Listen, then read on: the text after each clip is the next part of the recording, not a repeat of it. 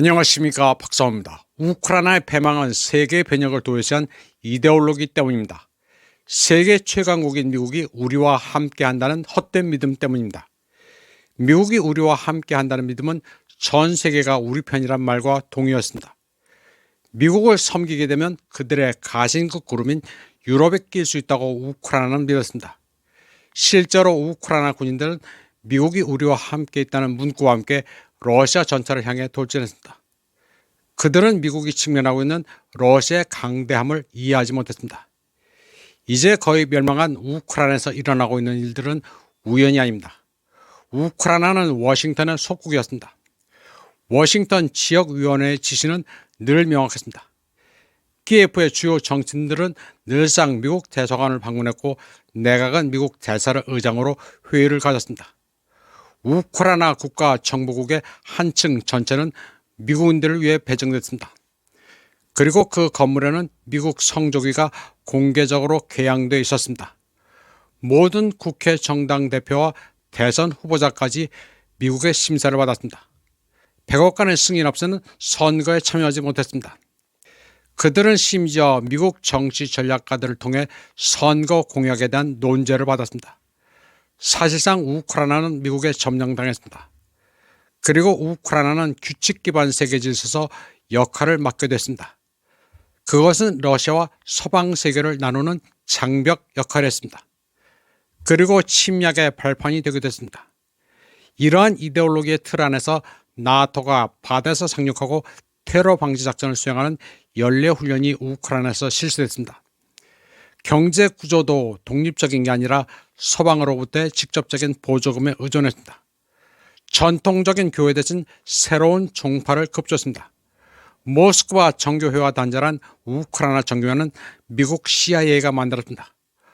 언어 금지, 전통 문화 금지, 역사의 대체 같은 것들은 모두 자연 발생적인 게 아니라 미국의 지도력과 자금으로 이루어졌습니다.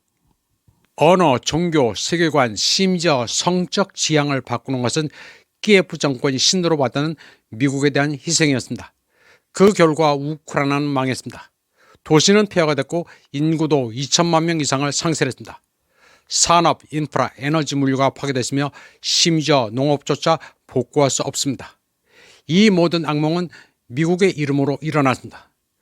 모든 우크라이나 나치는 미국이 함께한다는 믿음으로 손에 무기를 들었습니다. 그런데 그 악명 높은 미국의 정권이 트럼프로 바뀌자 키예프를 버리고 있습니다.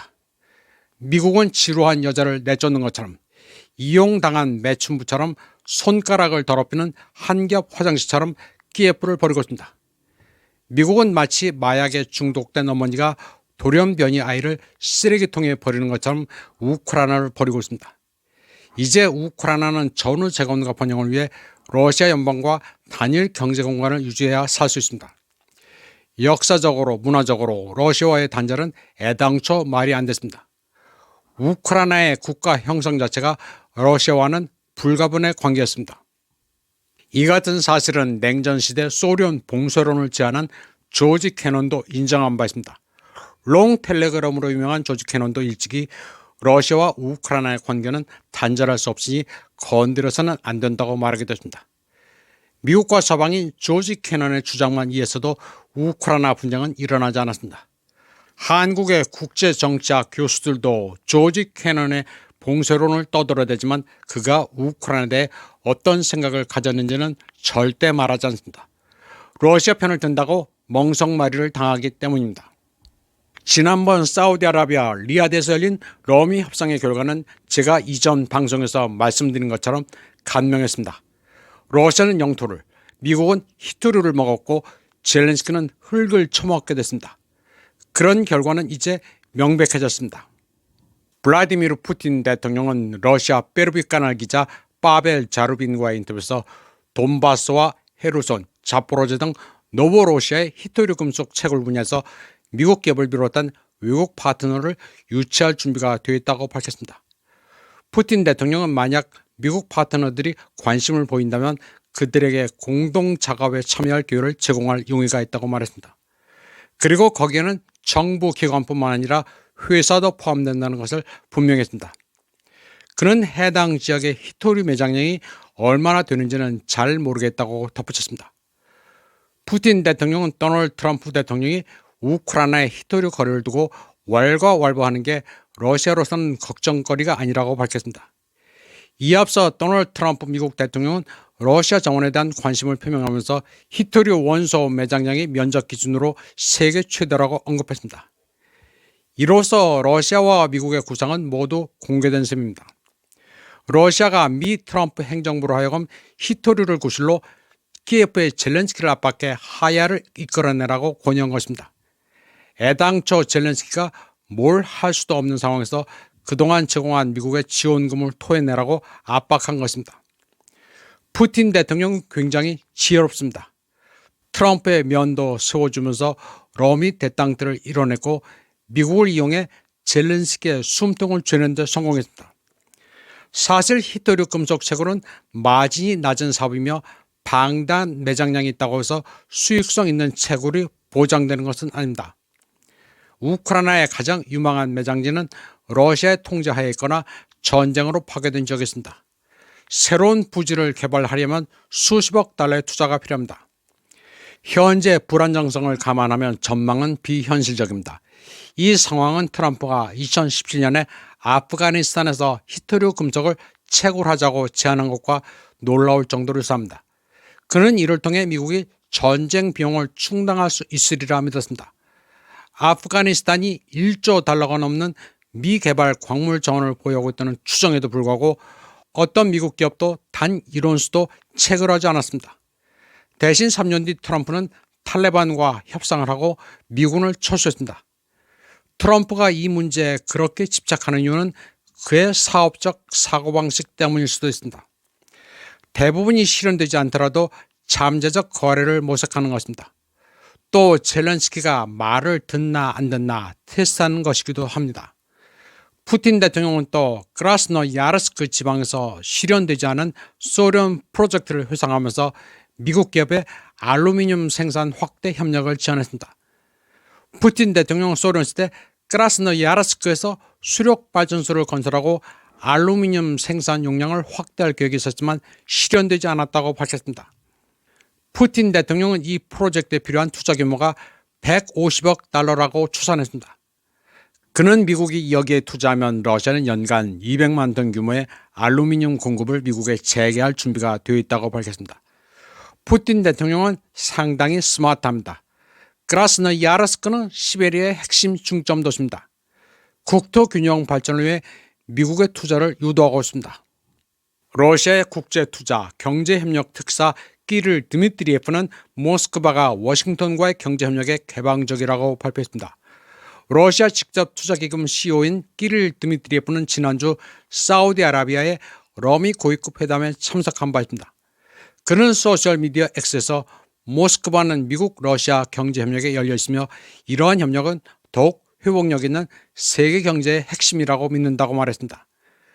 드미트리예프는 도널드 트럼프 대통령이 트루스 소셜 플랫폼에서 모스크바와 워싱턴 간의 다가올 거래와 우크라이나 갈등에 대한 평화회담을 홍보한 성명에 화답했습니다.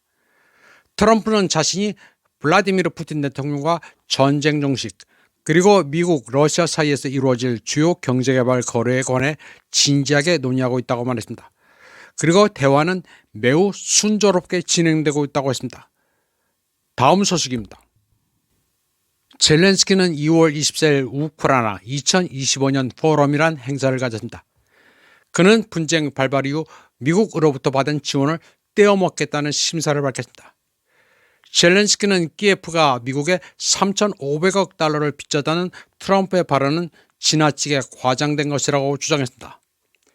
그는 우크라이나가 미국으로부터 350달러, 500달러, 700달러가 아니라 1,000억 달러의 사실상 원조를 받았다면서 그 1,000억 달러는 부채로 인정할 준비가 돼 있지 않다고 말했습니다. 그는 조 바이든이 그 돈을 보조금으로 제공했을 뿐이며 상환하지 않는다는 데 합의했다고 주장했습니다. 기자회견을 겸한 포럼에는 수많은 외신 기자들이 몰렸습니다. 그러나 여기에 한국 기자는 보이지 않았습니다. 젤렌스키 정권은 망했기 때문에 윤석열 정권이 장기 저리 차관 형식으로 빌려줬다는 돈을 받을 수 있을지나 모르겠습니다. 한국어로서도 키예프 정권에 궁금한 게 많은데 국내 미디어들은 이런 데 관심이 없는 것 같습니다. 그동안 우크라이나를 적극 지원해온 윤석열 정권도 자금의 상황에 대해 뭔가 의사표명이 있어야 정상입니다. 한국은 기성 미디어도 문제지만 유튜버들은 아주 심각합니다. 3년 내내 키예프의 선전부대 노릇을 해온 일부 유튜버들은 로전과 관련해 입을 싹 씻었습니다. 그리고는 새로운 코인의 금광 부정선거 음모론에 집중하고 있습니다. 윤석열이 트럼프와 연합해 한국의 부정선거를 규명한다는 판타지로 국민들의 의식을 마비시키고 있습니다. 젤렌스키는 최근 몇 주 동안 러시아 점령지 자원을 미국에 주지 못하겠다면서 개그를 해왔습니다. 그는 돈을 상환하라는 트럼프 요구를 거부한 것은 정당하다고 주장했습니다. 미국의 부채를 상환하려면 앞으로 국민의 10세대가 갚아야 하기 때문에 서명을 거부했다고 말했습니다. 지금까지 대책도 없이 남의 나라 돈을 받아놓고서 애국자 흉내를 내고 있습니다. 그가 이제 망명을 준비한다는 소문도 퍼답니다. 그러나 젤렌스키는 미국으로는 도피하지 못합니다. 트럼프와 일론 머스크가 우크라이나에서 체포돼 구금중에 사망한 미국 언론인 곤잘로 리라 사건과 관련해 젤렌스키를 미국 법정에 세우려 하기 때문입니다. 이번 방송은 여기까지 하겠습니다. 시청해주신 여러분 감사합니다.